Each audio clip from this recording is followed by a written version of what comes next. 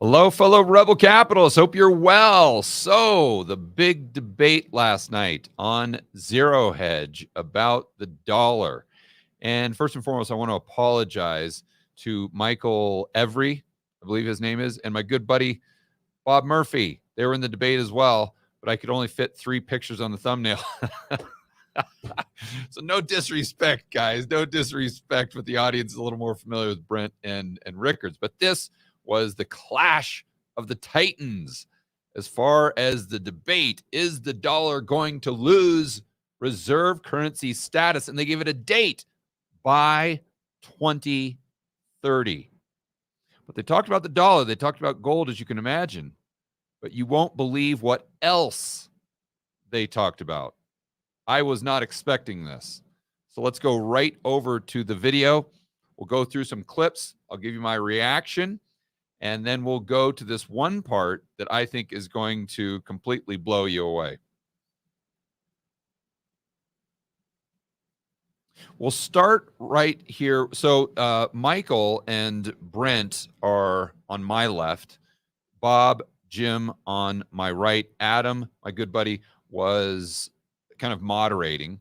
And so what I want to do is start off with their opening statements, because I don't want to, obviously I'm not going to go through the whole debate, although I think it's well worth your time. And then I'll kind of give you my response on their opening statement, which they just kind of double and triple down on throughout the rest of the first, say, hour and a half of this debate.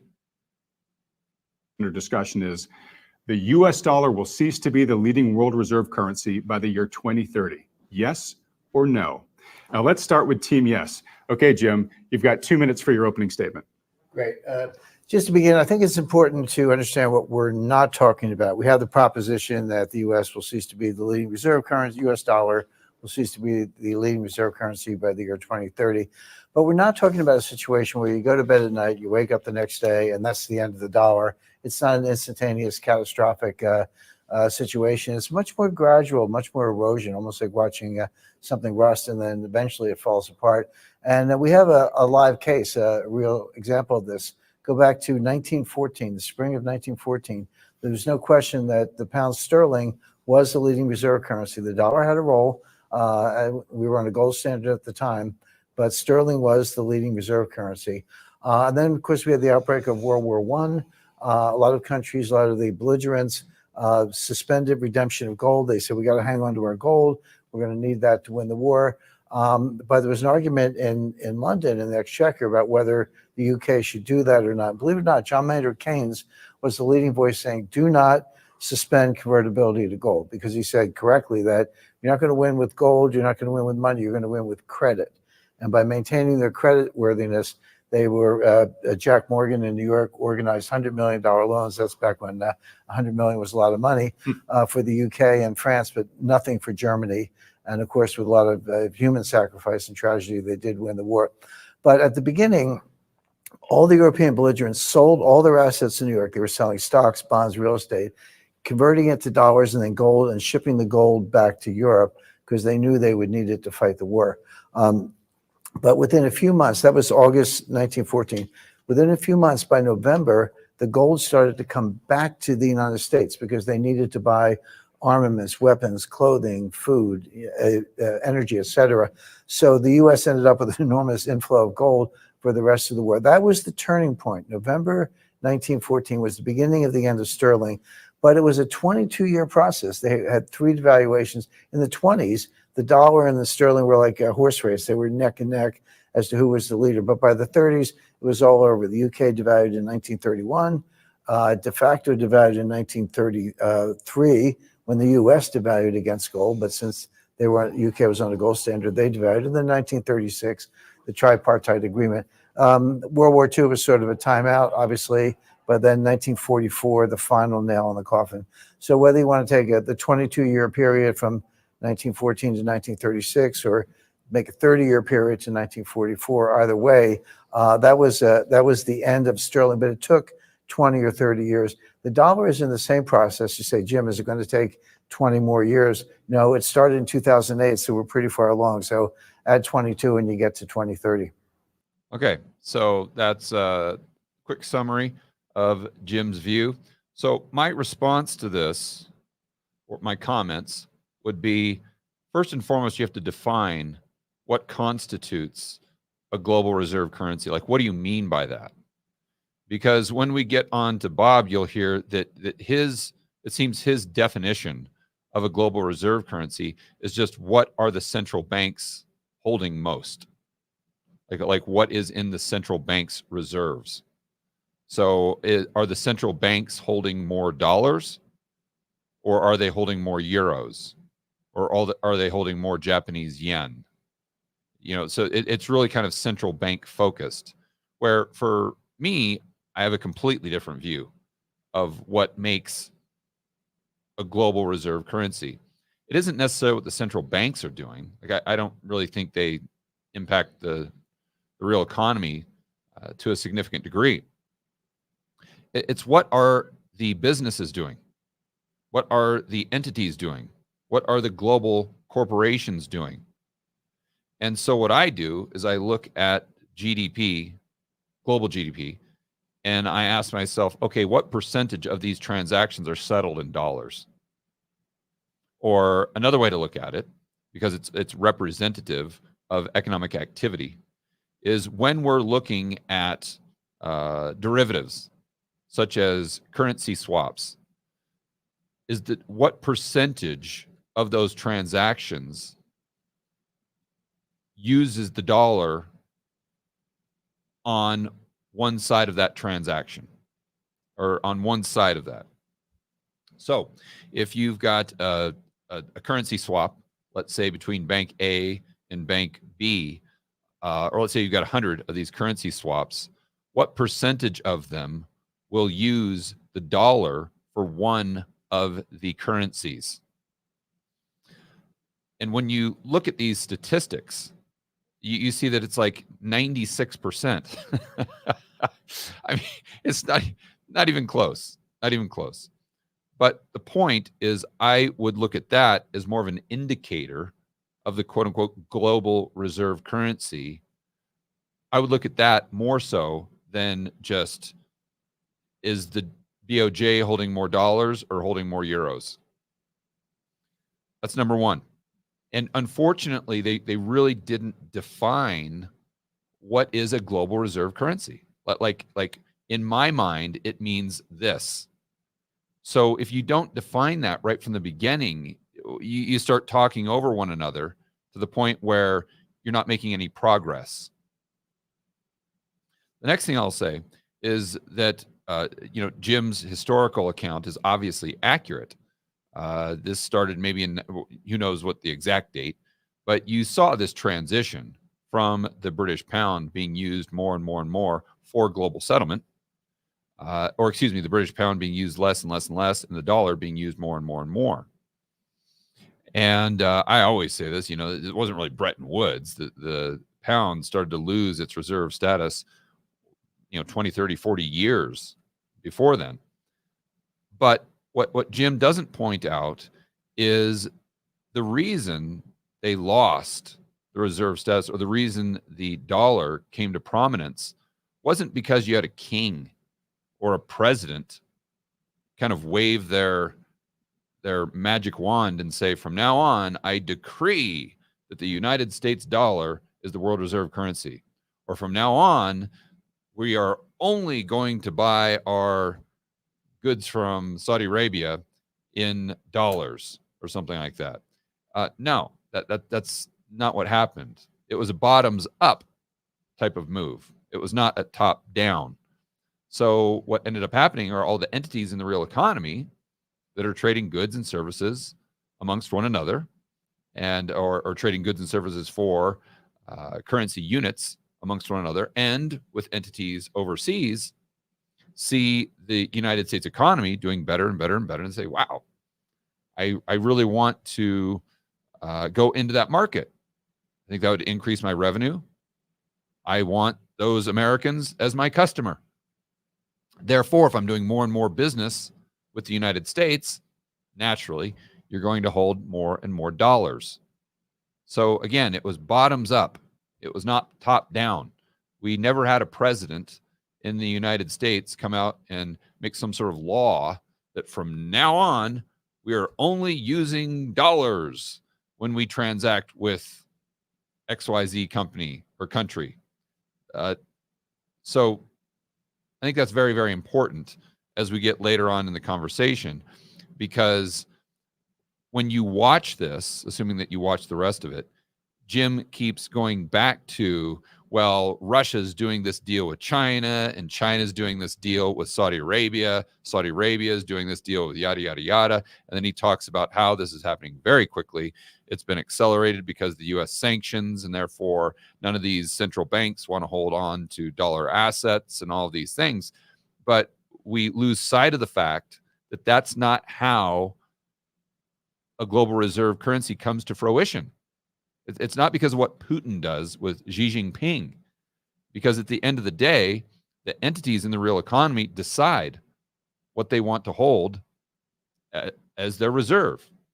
Do they want a counterparty of the United States dollar and the Eurodollar system, or do you want your counterparty to be Xi Jinping and Vladimir Putin? I mean, a perfect example of this is Turkey right now, right? Their currency is not the US dollar. It's the Turkish lira. That's by government decree that everyone should be using Turkish lira. And when you're trading back and forth, it should be Turkish lira. Okay, but what do the businesses do? They tell the Turkish government to pound sand. They give them the middle finger. They say, oh, I don't care if you want me transacting in Turkish lira. It ain't going to happen. I'm transacting in the United States dollar, or some of them transact in euros. Like even the tour guide that I hired when I was in Istanbul 6 months ago or so. Actually, boy, this was maybe a year ago now. I said how much. I went to the concierge at the hotel, and they hooked me up with this gal that was a professional tour guide. And I said, okay, how much is it? They said $150. I said, it's not even denominated in lira. Like, no. We don't even use that to quote prices. You see? So again, I was frustrated with the rest of the conversation because although Brent did bring it up to his credit, the other three guys were really just talking about, what are the central banks and the governments doing?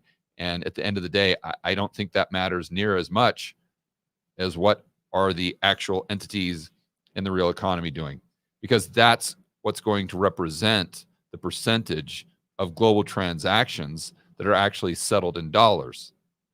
That's what's going to represent the percentage of dollars, or the percentage of derivative transactions where dollar is one side of the trade. It's not going to be what Vladimir Putin is telling you to do, or some sort of deal that Xi Jinping struck with Brazil. I mean, you've got to ask yourself the question right now. If you're a multinational in Brazil, and let's just say that you're using dollars, that's worked for you for the last 50 years, and you've got all your infrastructure set up to deal with dollars, and all your customers and all your accounts and all your inputs, all the wholesalers that you work with. And then all of a sudden, Lulu comes out and says, hey, we just struck this deal with Russia, so we're going to start using the BRICS currency. And you, as that multinational, have a decision to make. Do you want to use what's worked very, very well for you for the last 50 years?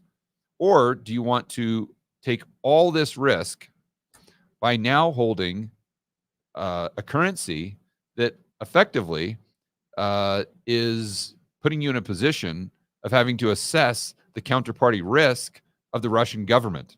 Or not just that, but the Russian government cooperating with the Chinese government, cooperating with the Brazilian government, cooperating with all these other governments where the cultures are completely different. I mean, if I'm a multinational, I'm looking at that saying, yeah, no thanks. And then Jim goes on to talk about how it's not going to be redeemable in gold, but it's going to be pegged to the price of gold.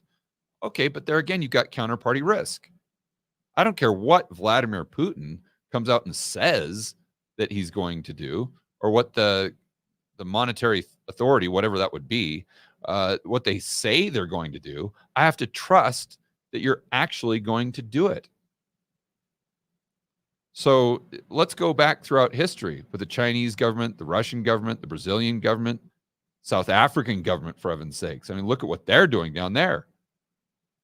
Show me what in their recent history would lead you to believe that you should trust them when it comes to whatever currency they create. I mean, you might do that, but the multinational down in Brazil, they're going to tell you to pound sand. Forget it. I'm going to use the system that I've been using for the last 50 years. So that's my comment on kind of Jim's argument. Let's get on to Bob's. All right. Good opening there, Jim. I kept it more or less within the 2 to 3 minute timeline, even though we're looking for 2 and under. Bob, over to you, my friend. Okay, sure. So going along with what Jim said there, the general spirit of that, yes, this isn't something that we're predicting is going to start at some point. This is already underway. For example, just looking at the official statistics of the composition of reserves held by central banks around the world. Back in 2000, the US dollar was 71%. And then as of 2022, it had fallen to 58%. Okay, so if that trend alone just continued, then by the year 2036, the dollar would be less than 50%. Yeah, what I'd quickly point out to Bob there is if you go back to the 1990s, it was down around 50% as well. And then it went up to the 70% range where he started. But let's keep going. Okay, so this isn't, some newfangled theory where we're positing something novel happening. We're just basically saying that trend that's already in motion, if it just happened a little bit faster, then by 2030, the dollar would be below 50%. So big picture, I'm saying right now there's still a lot of people that think, oh yeah, the dollar's the only game in town. Where else are people going to go? I'm very confident by 2030, people aren't going to be talking like that anymore. Does it mean that there's going to be another specific sovereign currency that has a higher percentage than the dollar? Maybe, maybe not, but I think for sure it's going to be considered to be a multipolar world at that point. Just to give one other statistic, again, for things that I think people lose track of because it happens so fast. In 2008, the federal debt as a percentage of GDP, talking about the US, of course, was 39%. As recently as 2008, the latest CBO report says by 2034, it's going to be 116% of GDP. And that's just the stuff baked into the cake. That's not assuming that there's another big recession. That's just normal trajectory of what's already, on in store. So I think this shows that this trend is not going to get any better. And again, we're just predicting a little bit of an acceleration of what's already clearly been underway for decades. All right, great. Thanks. Okay, so again, what he's doing and where I would have a different view is he is defining the global reserve currency based on what the central banks are doing. Yeah. If you look at the statistics or the metrics that I referenced before, as far as the dollar as a percentage of GDP settlement, or you look at the derivatives, it's a flat line. It doesn't really have anything to do with what the central banks are choosing to hold. Now he talked about the U.S.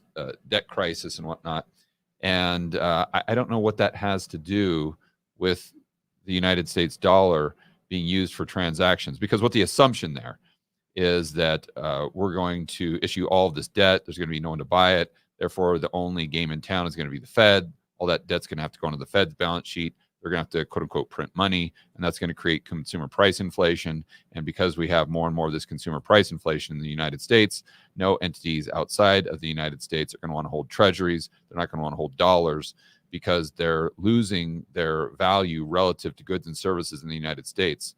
Where I disagree with that is I think that's a misunderstanding as to why entities hold dollars. It's a misunderstanding as to why they use dollars, and it's definitely a misunderstanding as to why they hold treasuries.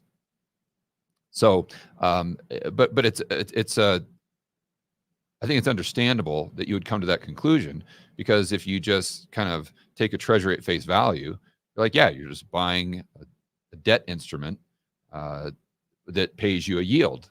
And therefore, if it's a 5% yield, you're hoping that inflation stays under 5% in the United States, assuming that your bills, expenses are denominated in dollars. Therefore, you have a positive real return. And you're going to hold on to that for 10 years. And it's just like a dividend paying stock. And you're just going to get paid for owning it. It's just like getting an interest rate on a checking account or a savings account. Unfortunately, this view does not consider the main reason why entities hold treasuries. That has nothing to do with the CPI in the United States. And that's assuming that the Fed taking their balance sheet up and up and up would even impact the consumer price inflation in the US. And as you guys know from watching my videos, that's debatable because that assumes the banks do something. And I don't know that the level of reserves impacts the bank's decision-making process at all. And then another thing that this assumes is that the dollar, as a result, goes down in value against other foreign currencies. And that is kind of at the heart of Jim and Bob's argument. But they never address the structural components of the global monetary system that make it very difficult for the dollar to go down in value relative to the currencies. And at the end, they even admit that, yes, the dollar will most likely stay higher, but it's going to lose value to gold. It's going to lose value to gold. Well, I don't know. What does that have to do? What does that have to do with anything? Right? You can say, well, if a country pegs its currency to gold, therefore that's going to become the global reserve currency. But then again, you've got that counterparty risk, assuming that they're going to actually make good on that. And then you also have the network effect, which they didn't reference, which I think is probably the elephant in the room. I think Michael and Brent might have referenced that. But when I talk about a global reserve currency, what that really means is a network. That's all it is. It's just simply a network of bank ledgers. That's all the dollar is. That's all the euro dollar. That's all the global reserve currency is. So what you have to understand first and foremost is you're dealing with a network that I would argue is as powerful as the internet itself. It was funny. I did a poll on Twitter the other day where I asked people if they would pay 1% of their net worth per year to use the internet. And I think it was maybe 55, 60% said yes. The other 40 or 45% said no, but most of them said, well, because I just borrow it from my neighbor or something like that, or something like that. It's like, okay. So a large percentage of people would say, yes, I would pay that. And why would they do that? If you look at the comments, you'll see, well, I need the internet to make money. I need it's the way it helps me in my job. It helps me with efficiency. It helps me with all these things. Okay, how is that different than the dollar network? How is that different than the Eurodollar system? It's not. It's the exact same. I mean, how many bankers out there make their money as a result of the Eurodollar system, as a result of this network? And then you say, well, I don't make any money as a result of that network, not like the internet. Oh, be careful, because once you start diving down that rabbit hole, and once you understand how that impacts Target, once you understand how that network impacts Walmart, Home Depot, the price of the stuff that you buy, the access to goods and services that you may or may not have in the future, you start to realize that, oh yeah, that dollar network actually does impact me to a massive degree, just like the internet network impacts my daily life in a way that's much more, let's say, direct, or much more in your face, much more explicit. But it's the exact same dynamic. So what you've got to argue there is you've got to argue how the next monetary system, and again, if we're talking about a BRICS currency, we're not talking about a currency. We're talking about a network. We're talking about a network. You got to argue that the BRICS network is going to outcompete the Eurodollar network that has been doing what it's been doing since 1950. and by the way, was a creation of the free market. So when they're arguing, and I think Jim gets into this, they're arguing about the network of the BRICS system. It's all about what this country is doing in that country and this country and that country and that country. Okay, well, you as rebel capitalists, I assume that most of you believe the free market is going to create something far more efficient than governments. Well, if that's your belief, then you also have to believe that the Eurodollar system is going to be far superior, or the Eurodollar network is going to be far superior than any network that a government is going to create, especially if all these governments with completely different cultures, completely different incentives, have to somehow work together in order to pull this off, right? So I would encourage you to think about moving forward, to think about the dollar, to think about the yen, to think about the yuan or the BRICS currency. Don't think about it as money. Think about it as a network, because that's what it is. And when you look at it as a network, I think you come to much different conclusions, and conclusions that are far more accurate. Okay, let's keep going here. Thanks. All right. So Team Yes, we've got the lessons of history from Jim that, currencies have lost their world reserve status throughout history. And we just saw it happen last century with the British pound, though it takes a while.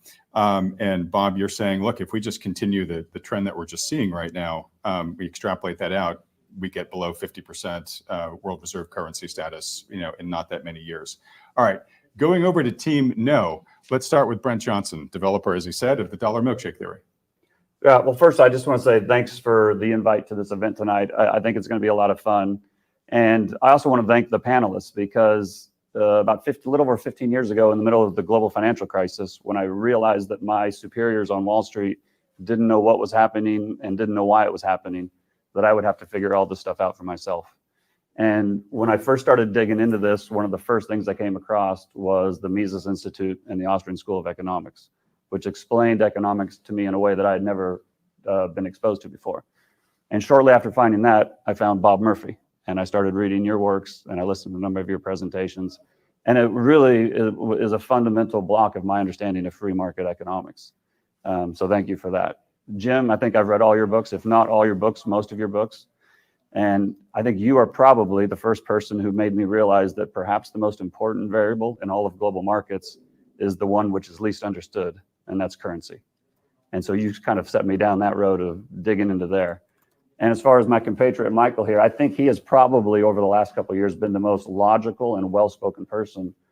And I'm obviously biased here, but I think in explaining, where we're headed and why. So with that out of the way, I'm a money manager. And so for me, in my business, if you get the timing wrong, you're wrong, period, full stop.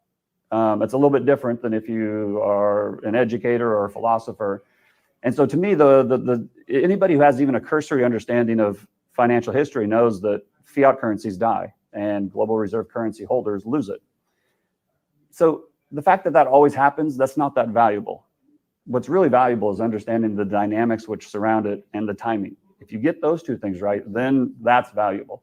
And so my position is pretty simple, and that is de-dollarization cannot happen without extreme economic volatility, and it probably cannot happen without military violence. And as a result, I think this de-dollarization theme, while popular, is unlikely to happen as quickly and efficiently and come to an end as soon as most people think. And the reason is because de-dollarization, while it sounds very simple, it's actually very complex. De-dollarization in a debt-based monetary system is the same thing as deleveraging. And when you deleverage a US dollar denominated system, the US dollar rises. Yeah. And when the US dollar rises, it causes problems for the whole world. The euro dollar market, the whole world chose the dollar as their currency decades ago. The US didn't force it on them. They chose it. Now, they set the trap of they built their own prison, essentially. And the euro dollar market has become so big and so opaque that it's this Gordian knot that I don't think can be unwound. I think the only way to get through it is like Alexander did and just blow it up, cut it in half. And I don't see any foreign leaders out there that are anywhere close to Alexander. And so I would just say that, the euro dollar market will reinforce the dollar as the global reserve currency if de-dollarization is attempted. If the people who are de-dollarizing somehow get through that euro dollar market volatility, US monetary policy can be used to squash it. And if by some miracle, these world leaders make it through those first two, the US military will be there to back up the dollar. And I know that last part is not very popular, but it's a fact of life. And so I think the likelihood of the US dollar losing the global reserve currency in the next 6 years, I think is extremely low. Yeah. So I don't even think you need to get into the military side of the equation, because what Brent's talking about there with the Eurodollar system is exactly what I was talking about with the network effect. But one thing that he points out that I would probably expand on a little bit further is the value of the dollar in this process relative to other currencies is crucial. It's very important, because if the dollar stays quote unquote high relative to other currencies, that's going to make that euro dollar network much more powerful. Because think about it. Let's use the example of Japan. Assume that you're a Japanese multinational, and over the past 3 years, you've seen the yen go from, let's just say, 100 to 140 or whatever it is today. So it's lost a massive amount of its purchasing power. Okay, well, now this is relative to other currencies, right? Now, what has it done relative to goods and services in Japan? It's gone down because they've had inflation, consumer price inflation, go up to maybe 2-3%, something like that. So it hasn't gone down a lot, but it's gone down a little bit. It definitely has gone down a little bit relative to goods and services, which that Japanese multinational is concerned with, because obviously a lot of their inputs are denominated in yen. Okay, well, let's remember that the yen has lost a massive amount of value relative to the dollar.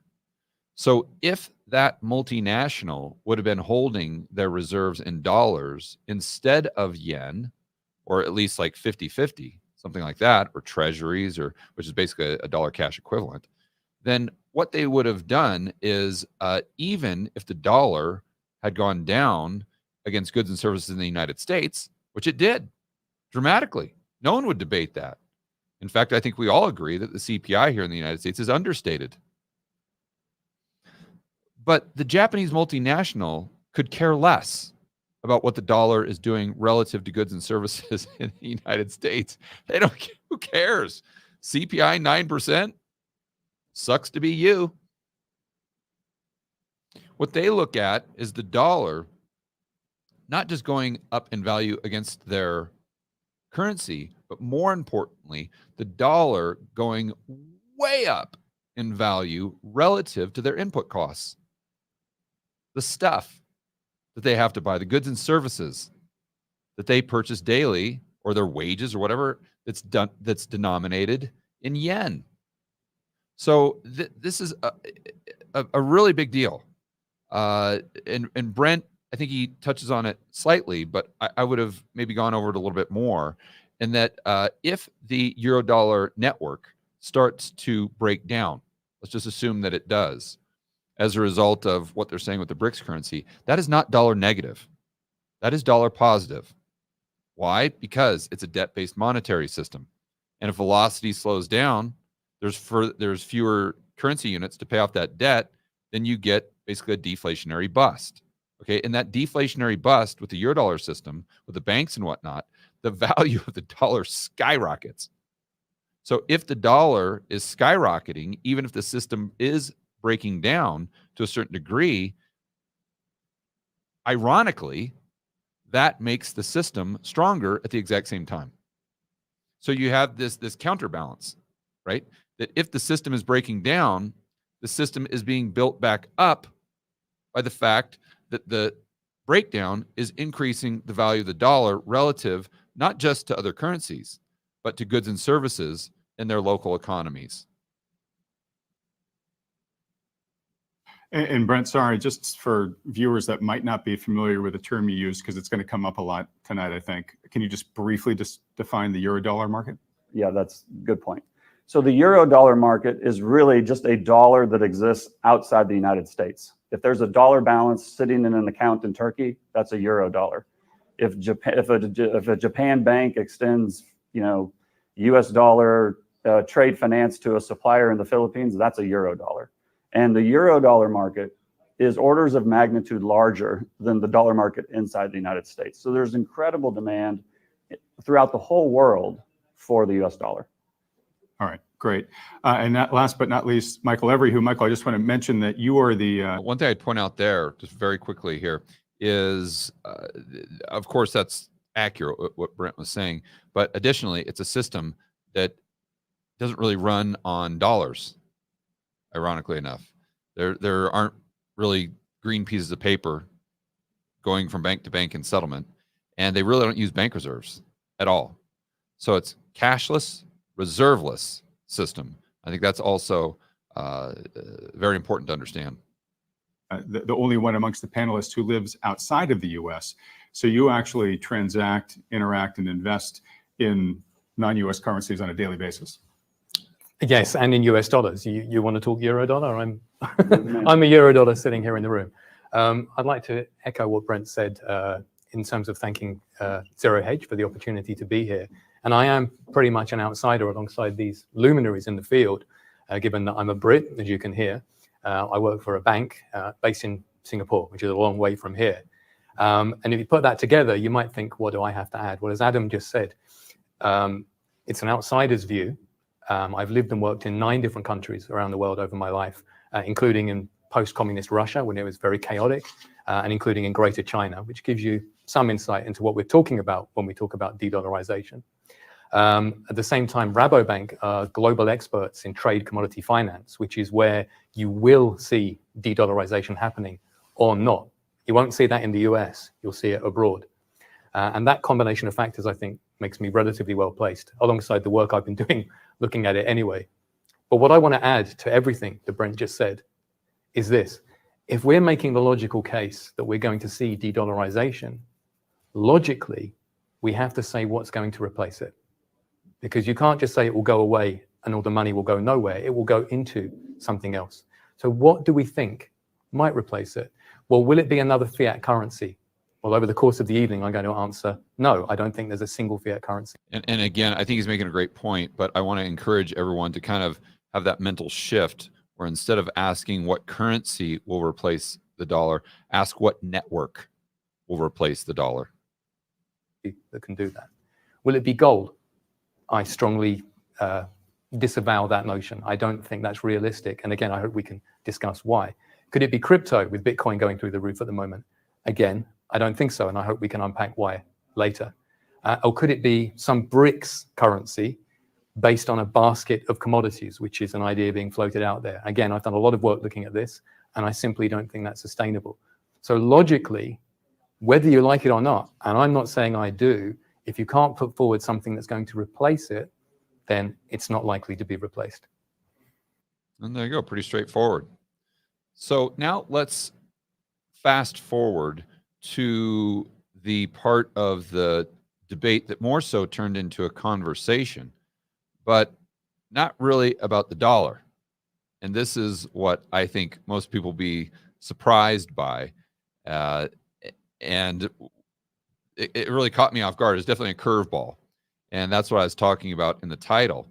It's where the conversation completely shifted away from the dollar as far as reserve currency over into central bank digital currencies.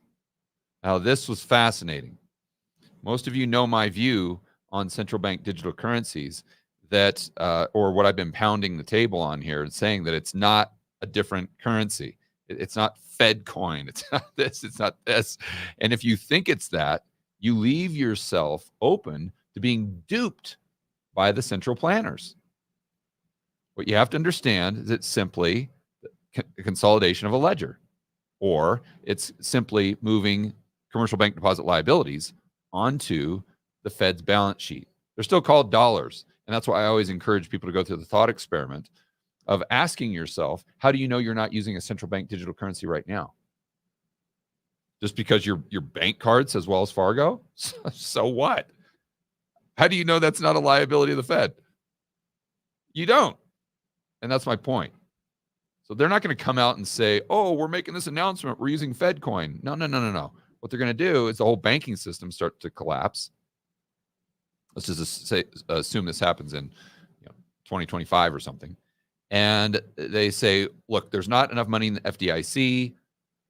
This should not be a burden of the taxpayer or responsibility, but we can't have people taking haircuts that are depositors because it creates fragility in the system. It creates systemic risk, definitely deflationary. Central planners don't want that. So they say, well, we've got a perfect idea. Why, for all these years, have we had people try to trust or not trust the banking system as a counterparty with their life savings or their cash savings? This doesn't make any sense when we know a bank can go bust. So why would we not just take those liabilities, those assets of the average Joe and Jane, and put them onto the one bank's balance sheet that cannot go bust? That'd be the Federal Reserve or the central bank. And this is how they sell it, right? And there's a variety of other things like selling points that I think they'll emphasize when we get to that point in time. But that's what people have to focus on when they're thinking about a central bank digital currency. The mistake people make is they focus on some sort of Fed coin that's going to be competing with the dollar.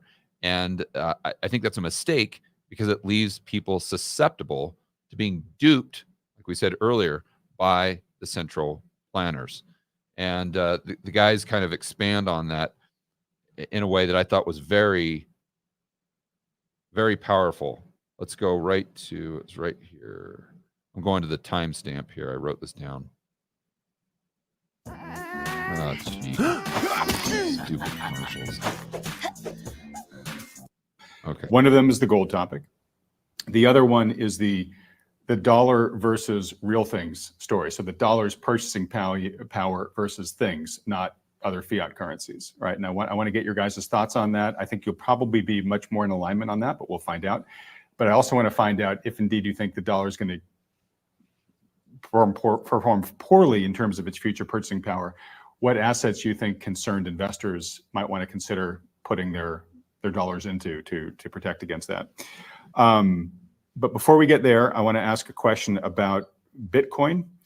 And I'm going to combine it with the CBDC question, just because they're sort of a similar feather, which is, do you think that central bank digital currencies are definitely coming? And what do you think their impact will be on existing monetary arrangements?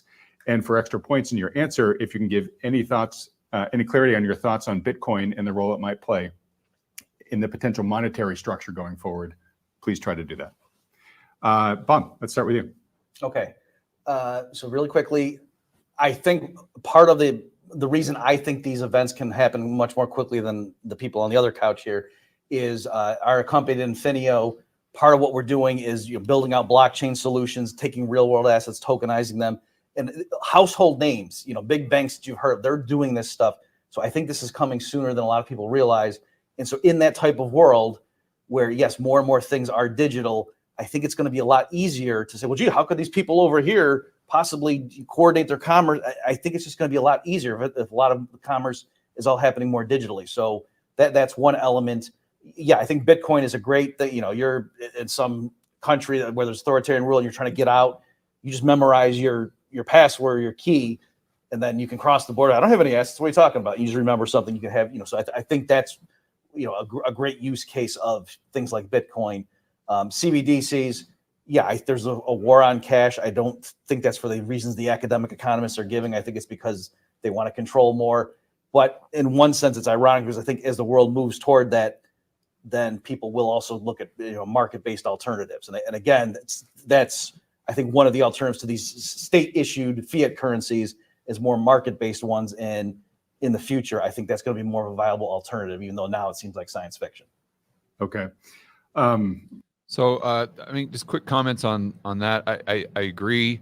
I think everyone should own Bitcoin, but not because the price is going to the moon or FOMO or YOLO or whatever, or not because money printer go burr. It's simply, I think it's very, very prudent to have purchasing power outside of the current system, and to where you don't have the counterparty risk.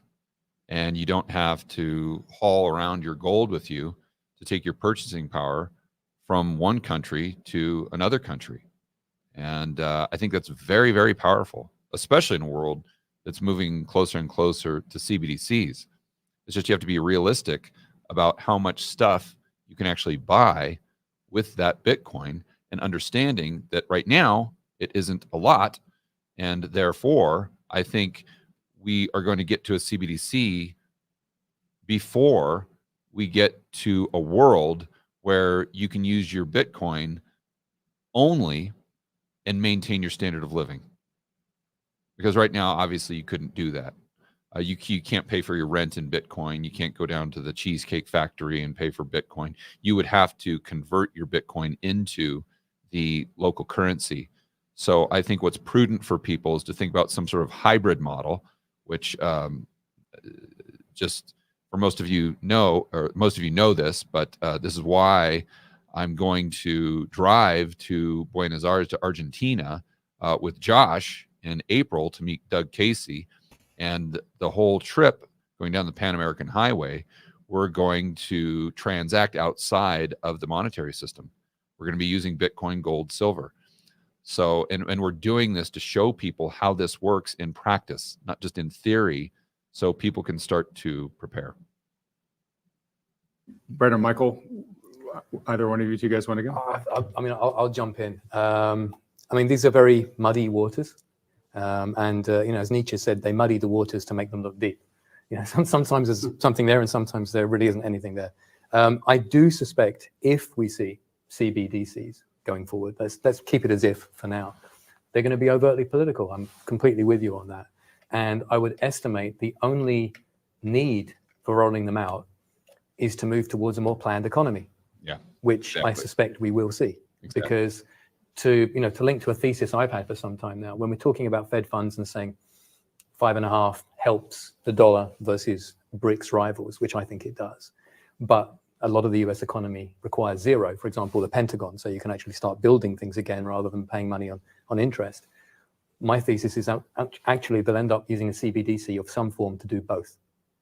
So you've got programmable money, which is hypothecated that can only go here, not anywhere else, which actually is how the Soviet economy worked. If you remember that, you couldn't use it anywhere except where it was allocated. And by doing that, you will. Right. And he hits I forgot that he mentioned the Russian economy there, and the system that they had with Gazbank, which was the only bank. And if you study that, you see that they had the exact same capabilities back then that the government would have moving forward if we had a CBDC. All the authoritarian, all the big brother stuff, all the extension of credit to just people who have political favors and whatnot. It was the exact same. But yet we didn't have anything. They didn't even have computers. Why was that? Because it's just on one ledger.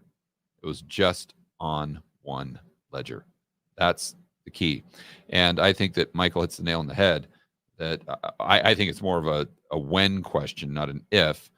But when we get the CBDC, it's all about a planned, controlled economy.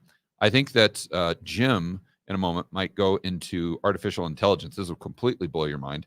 But for those of you who've been watching my videos for the last 2 years, you probably remember me doing whiteboard videos on CBDCs where I was talking about the AI brain cloud. This is something that I just completely invented, just kind of in my imagination. And I drew it up on the board because my hypothesis was that if you have all the transactions coming into the one ledger, they can see every single transaction in real time, and that they're likely going to use AI to crunch those numbers to then argue that the price discovery doesn't matter anymore. And therefore, the free market doesn't matter anymore. And because now we have artificial intelligence that's going to be able to allocate goods and resources far better than the free market ever could. And that's what takes you straight into, whatever you want to call it, complete central planning, socialism, a planned economy. I think that's the mechanism that they use to bring this to fruition. It's the combination of real-time data, one ledger, with artificial intelligence. Therefore, we don't need the free market. We can allocate resources in a way that's superior. Obviously, they can't. I'm just saying that's the pitch. Kind of jerry-rig a rather ugly, crude system, which will be used to try and physically keep the US in a position where it can remain top dog, regardless of what the fiscal metrics look like. Now, is that ugly? Yeah. Do I like the idea of it? God, no. Do I think it's still going to happen where you have a 5.5% interest rate for irrelevant areas and 0% interest rate for the ones which have national security implications? I think it's largely unavoidable at some point, largely because China is already doing a version of it. And you can't possibly compete in a national security sense with free markets or money brought to you by Kmart when you're dealing with an entity which has got such a planned economy aiming at physical production, aiming to push you off the world stage, which is how some in the Pentagon see it. So I think that national security crisis can lead to a revolution in terms of how we do things, which will shake up everything for all of us in terms of how we understand it. And I'm not happy at the prospect. You're not going to get me signing a document saying this is the best thing since sliced bread. Far from it. But yeah, the national security implications lead me to believe that's probably where it's headed, rather than an interesting investment portfolio structure for someone trading at home. And maybe. Wow, great point. I missed this too when I watched it. Great point. So let me unpack that because I think he just assumes that the panel knows what he's referring to. They probably do, but I don't know that the viewer really does. In a CBDC world, the central bank can't go bust. Therefore, it can have negative equity. So what this means is they can start allocating credit or issuing credit not based on the borrower's ability to pay them back, but simply based on narrative. So what that also means is that they can charge this entity 0% interest, because remember, it's not about risk reward. That has nothing to do with it. They can't go bust. And they can charge this entity, well, let's give specific examples. They could charge this entity 0% interest and this entity 10%.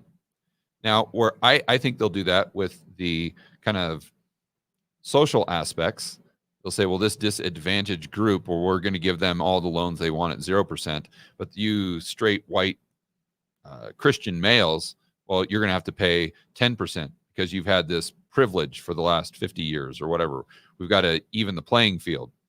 But what the point that Michael makes the point that Michael makes, which is absolutely fantastic, and I hadn't really thought through, is the probability of moving to this CBDC world increases quite dramatically in the sense that you've got China that's already doing this, where they're giving their military loans at 0%, but yet the private sector, let's just say, is at 5%. So if we, the United States, want to compete with their military effectively getting 0% money, we're going to have to do the exact same thing. Or that puts us at a massive disadvantage. And this may be another selling point, that we have to move to a central bank digital currency so that we can have basically individualized monetary policy and it's a matter of national security. That too, but I think it's much more about making sure that, people who need guns have them in their hands. All right, so Michael, I'm going to ask you an unfair question that I'm going to ask everybody on this topic, which is just take your best guesstimate time frame in years of when you think CBDCs will be deployed at material scale. Something we're seeing in the next couple of years? Is it a decade or 2 decades off? What do you think? Depends who wins the next election.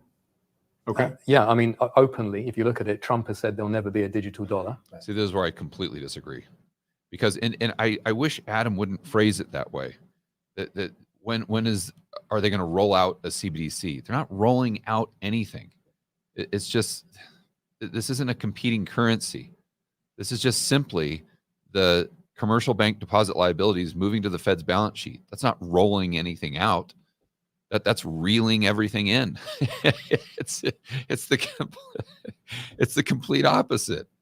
And why I think that Trump isn't really going to matter, because I could see Trump arguing for this inadvertently.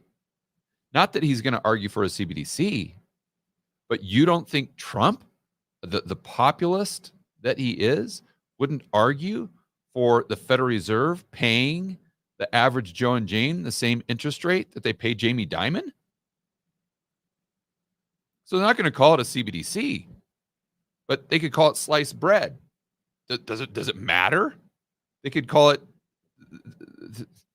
anything they want. The terminology they use is absolutely irrelevant. It's the mechanics. It's the plumbing, right? So again, I don't think that Donald Trump is going to come out and say, and what's ironic is he'll probably be saying these things at the exact same time, not even knowing that he's talking about a central bank digital currency. What I mean by that is I could see him like in the exact same speech coming out and saying, there will never be a central bank digital currency on my watch. And then 1 minute later saying, but the Federal Reserve should be paying everyone the exact same interest rate that they pay Jamie Dimon. Well, how do they do that, Donald Trump? Well, it's easy. Actually, everyone should be able to have an account with the Federal Reserve. But there's never going to be a CBDC on my watch. You see? It's having a fundamental misunderstanding of what a CBDC is. It, in my view, is a real danger. It's the real threat, right? So I don't think Trump is going to get in the way of a CBDC because he doesn't even know what it is, and he inadvertently, I think, will argue for it. So if he wins, that's not going to happen. And I don't think anyone else will dare to do it in the Western camp before the US. They'll get everything ready. They'll get all the technology ready, but I don't think they'll want to launch it if the US isn't going to. But if Biden wins, potentially, he hasn't said anything clearly about it, but it would certainly sit more comfortably with the more technocratic approach that we've seen in terms of the CHIPS Act, the IRA, et cetera, et cetera, et cetera. Why not do that with programmable money where you can try and control the economy as much as you want? So maybe we're in agreement on that. I don't know. All right, Bob, just wanted to give you a chance to give timing. Sure. So if we're talking about the U.S., and here I'm cribbing, I like George Gammon's take on this. I don't think there's going to be a Fed coin anytime soon because 40% of the country would recoil in horror. But what you might see is a continued of the trend of consolidation, smaller banks going under bigger banks, and then they're more hand in glove with the Fed. I'm in And total so agreement with it's you there. 100%. they phase out. Like this is anecdotal, but like when I go to the ATM and the amount that it suggests maybe I want to take out has gone down over time, even though that amount purchases less. And so there really is this concerted effort to wean us from using currency, paper. And I think you're just going to see that. So it's not going to be perhaps literally a CBDC, but moving Americans towards that. I think it's happening right now. Yeah. By the way, Bob, thanks for the shout out. I sincerely appreciate it. Bob and I have talked about this quite extensively, so it was nice to see him bring that up. Okay, Brent, you want to add anything on this? No, I'll stick with Bob Defer on to that that. one. Okay. I think the answer was great. Jim, I want to get to gold. So just, do you have any particularly strongly felt thoughts around this topic? I know you do around CBDCs. Yeah, I mean, I could talk at length about CBDCs, but you asked everyone to drop a footnote on cryptocurrencies and Bitcoin in particular. I've studied it for 12 years or actually longer. It had, other than smuggling and tax evasion, it has no use case. Yep. It's a novelty. It took me I understand the technology, I read the papers, I get the math, but it took me a very long time to figure out what it actually is, or at least a good analog. And to me, it's a casino chip. I go into the casino, I put $1,000 down the roulette table. They give me my chips. I gamble. I can win or lose. At the end of the night, I take my chips over to the cashier. I get dollars and I walk outside. If I walk outside with the chips, they're worthless. I can't buy a cup of coffee with those chips. So if you're in the crypto world, you can train it. By the way, there's very good research, rigorous research by MIT scholars that shows that over 90% of the Bitcoin transactions are wash trades. It's just a small number of whales moving back and forth. It's like Kennedy and others, ramping stocks in the 1920s. It's also hallucinogenic in the sense that people see what they want to see. So it's kind of a clown world. It's a form of entertainment. I know people made $20, $40 million, paid their taxes and walked away. So that's real, but a lot of people committing suicide because of what they've lost. So to me, it's a joke.